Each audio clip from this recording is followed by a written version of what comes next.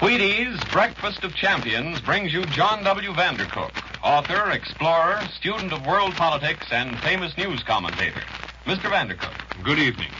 In this critical period of the world's fortunes, the Axis leaders, in at least one respect, have been very lucky. With the possible exception of Attila and Alaric, Mussolini and Adolf Hitler have probably been more passionately hated by more people than any men who ever lived. Yet they have led charmed lives. There is no record even of any serious attempt ever having been made to assassinate Hitler. Potshots have been taken at Mussolini, but bad luck and bad aim prevented their finding a vital spot. The devil, it would seem, does take care of his own. Today there is a strong suggestion that that run of luck has ended. King Boris of Bulgaria died at dusk today. The cause of his death is officially uncertain. One account has it that the 49-year-old Tsar of the Bulgars was taken off by a severe heart attack. The Italians contradict that diagnosis and hint that in a few days the truth will be officially revealed. The German news service insists that King Boris suffered from an ailment of the lungs. Rumor insistently has it that both may be telling part of the truth, and that the real cause of Boris' death was a hot spurt of assassin's bullets, which entered the region of the monarch's lungs and heart. The old iron and bronze bells in the square Byzantine towers of Bulgaria's innumerable churches and old monasteries tolled 20 times to mark his passing. Simeon, the only son of Boris and of his Italian consort, in fulfillment of the ancient formula, has become the new king. King Simeon II of Bulgaria is 6 years old. The fact of Boris' death and the succession jerks another prop from beneath the shaking Axis structure. The name Bulgaria comes from an old Slavic root, which means the land of the plowing peasants. Its 6.5 million people are blood cousins to the Russians. They have enjoyed the dignity of being citizens of a separate modern nation for only 35 years. During that brief period, through the ambition of their autocratic kings, they have been led twice into general European wars that they have neither understood nor wanted. Bulgaria was an ally of Germany, the loser in the last war, and had the distinction of being the first of the Central Powers alliance to accept unconditional surrender. That debacle resulted in the abdication of King Ferdinand in favor of his son Boris. Since then, the patient, strong-muscled people of Bulgaria have plowed their fertile fields, have grown their wheat and their tobacco, and mined their soft brown coal, caring little and knowing little of what was taking place in the troubled European world around them. In the interlude of peace, the late King Boris was for a time a popular figure. He was only 24 when he ascended the Bulgar throne. His marriage to the daughter of King Victor Emmanuel of Italy did not take place until 1930, when Boris was 36. As a bachelor, the young Tsar showed what, at least in that part of Europe, passed for democratic tendencies. He loved to drive fast cars and motorcycles over the narrow dirt roads of his kingdom. He was fascinated by railways and enjoyed nothing so much as running a locomotive with his own royal hands. The common people liked him.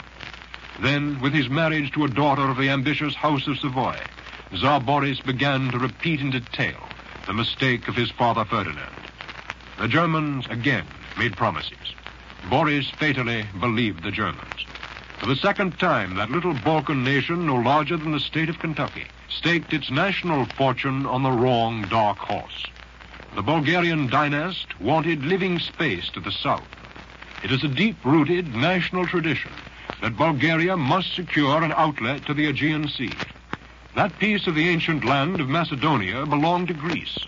It is a brown and barren land of hills worn out by 4,000 years of human occupation. In exchange for an alliance with Germany, Hitler promised to deliver that desired territory. When the Nazis conquered Greece, the promise was kept. It was easy to keep. It cost Hitler nothing. In their anxiety to occupy that new living space, the Bulgarians, under the directions of Tsar Boris, are reported to have conducted themselves with gross brutality. The Greek goat herds and small peasants of the district have been driven out and starved and killed. Just what repayment Boris made, other than the empty gesture of alliance, is not quite clear.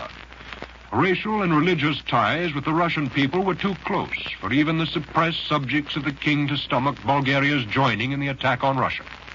Bulgaria, therefore, is not at war with the Soviet Union.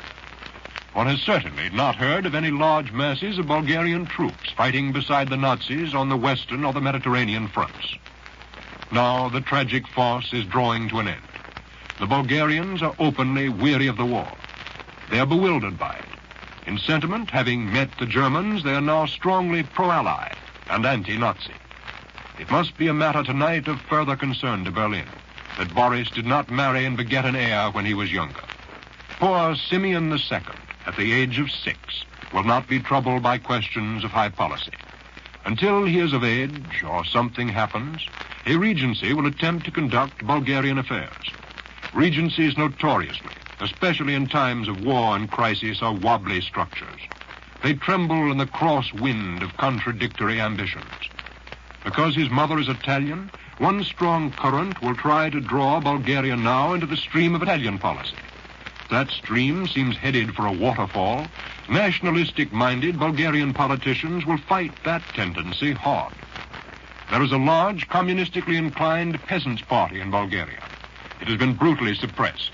It is by no means It, too, will now try to make its strong and angry voice more audible. Balkan politics are immensely complicated. They lie outside American experience. Bulgaria, with astonishing completeness, has managed in one short lifetime to win the abiding hatred of the Romanians, the Turks, the Greeks, and the Yugoslavs, every neighbor she has without exception. The future of the young kingdom promises to be as dark as the future of the baby king. The Bulgarians tonight must be doing a lot of solemn thinking. The Germans are fully occupied in other countries. It may occur to some Bulgarians that the time may soon come when unconditional surrender to the great powers would be more than a good solution. It might even be sound insurance. For it would be far more profitable to Bulgaria to put itself under the protection of a well-fed lion and bear and eagle than to await the vengeance of the nearby hungry wolves. When the time does come for our diplomats to begin their dealings with Bulgaria, I have this bit of personal advice to offer them. The Bulgarians have a most peculiar habit. We could easily be misled by it into a serious misunderstanding. The Bulgarians, as I discovered after innumerable wrong turnings when I drove through their country some years ago, nod their heads when they mean no, and shake their heads when they mean yes. And now Glenn Riggs gives us one food expert's opinion on a vital problem of wartime nutrition. Perhaps you've noticed that our government campaign for better nutrition draws particular attention to the need for a good breakfast every morning. Now, one reason for this is well stated in a prominent health magazine by a medical dietitian who says, hearty breakfasts contain the makings of alert, vigorous bodies and minds because they afford excellent opportunity to eat many protective foods, so-called because they provide food factors necessary for the maintenance of health. Now, this statement points out once again that many of the foods we Americans reserve for the breakfast table are among the most important foods recommended for good nutrition. If we fail to eat these foods in the morning, very likely we may neglect to eat them at all. In this group of protective foods are fruits, whole grain cereals, milk, and eggs. And every breakfast should include these foods every morning as practical insurance that we're getting a good supply of nourishment at the start of the day. For your whole grain breakfast cereal every morning, we'd like to suggest Wheaties, Breakfast of Champions, America's favorite whole wheat flakes. We believe you'll like Wheaties a lot. And now, back to Mr. Vandercook. Thank you, Mr. Riggs. Another small country, it has been announced today, lately suffered a rude shock. Portugal was a belligerent on our side during the last war and got singularly little out of it. This time, Portugal and the surprisingly large world empire of the Portuguese has managed to stay neutral. The worst shock to Portuguese neutrality occurred last year, when the Japs, without apology, moved into the Portuguese half of the South Sea island of Timor, just north of Australia. The Portuguese, because they could not help themselves, swallowed that insult. Today, typically, the Japanese have again insulted Portuguese neutrality. The small Portuguese-owned island of Macau, and just off the coast of China at the mouth of the Pearl River, paradoxically is the only surviving European colony in the vast present area of the Japanese conquest. Macau is in the very middle of it. Macau is only an hour's ferry ride from Hong Kong. When Hong Kong fell, one tiny British steamer allowed itself to be interned in the Portuguese harbor. There it's remained till now. But the Japs, this incident demonstrates, are getting very hard up indeed for shipping. 200 tough Japanese soldiers steamed 10 days ago into the mud-filled Macau port. The Portuguese authorities resisted. Necessarily, it was a weak resistance. The little city of Macau that covers the whole island has no great importance. It makes its living by the manufacture of firecracker and joss sticks, and from the revenue of wide-open gambling dens and opium-smoking parlors. 20 Portuguese neutrals were killed in the scuffle. The Japs took the British ship and sailed away with it. On the Russian fronts today, battles in all sectors have resulted in the killing of 5,200 more German troops. In the fighting around the newly retaken town of Sevsk, a considerable quantity of Nazi military equipment has been collected by the army. The Russian midnight communique runs to 16 paragraphs. In not one of them does the Soviet Union fail to report some definite success against the Germans. By the way, while we are on the subject, there has been a great deal of talk in the United States recently, much of it rather dangerous talk, about the possibility of Russia someday, for reasons unexplained and unexplainable, making a separate peace with Germany. It now appears that the Germans themselves have no use for that nonsensical line of thought. An official Nazi spokesman today made this statement, I quote, "In connection with uncontrolled rumors about alleged or possible contact between Berlin and Moscow, only weapons will decide in the East. The German object remains the final annihilation of Bolshevism." It's been estimated that the British bombing raid last night on Nuremberg may have been the hardest in history. Nuremberg is the sentimental capital of the German National Socialist Party. It was the scene of the terrifyingly dramatic annual Nazi congresses.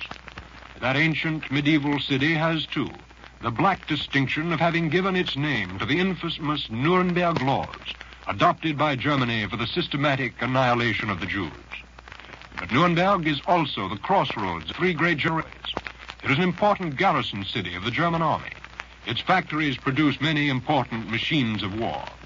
The London Dispatch describes the raid as literally a shattering success. German defenses were alert and plentiful. They completely failed, nevertheless, to keep the huge squadron of four-motored bombers from flying back and forth over the target area for 2 uninterrupted hours. The old city of Nuremberg, where the famous Iron Maiden and the relics of previous generations of German torturers have been gaped at by countless tourists, lies within a wall surrounded by a moat. The industrial districts are outside it. There is, therefore, a fair chance that the historic quarter of the town may have escaped serious damage. There is more news today from Argentina. The cause of fascism in our own hemisphere, lacking only the title, has scored a new advance. The oligarchic government of General Ramirez has decreed that all Argentine naturalized aliens whose ideas do not perfectly agree with that of the government in power will be deprived of their citizenship. While we fight for the four freedoms, the rebel Argentine government, to which we promptly granted full diplomatic recognition, has been suppressing those freedoms with notable efficiency. And a distracted world has given little heed to what was going on. And that's all just now. It's common knowledge among a lot of unhappy wartime motorists that the harder you step on the gas, the more fuel your car's bound to use. And it seems to me that the same thing is true of us and the work we do. The harder we work, the more fuel we're likely to need. The more we can use the abundant food power of our highly nourishing foods like whole wheat. Remember, when you enjoy Wheaties for breakfast, you're getting whole wheat's concentrated food power in full measure. All the well-known essential nourishment of this basic cereal grain. And remember, too, that Wheaties are a plentiful food. So enjoy these toasted flakes often. You can be sure that you really help to prepare yourself for a busy day when you start your morning meal with milk and fruit and Wheaties. Breakfast of Champions. This program is presented every Friday and Saturday evening by General Mills, makers of Wheaties. During John Gunther's present tour of the war fronts, we have the privilege of presenting Mr. Gunther's close friend and colleague, John W. Vandercook. We invite you to listen next Friday evening for the next program in this series. Glenn Riggs speaking. John W. Vandercook came to you from New York. This is the Blue Network.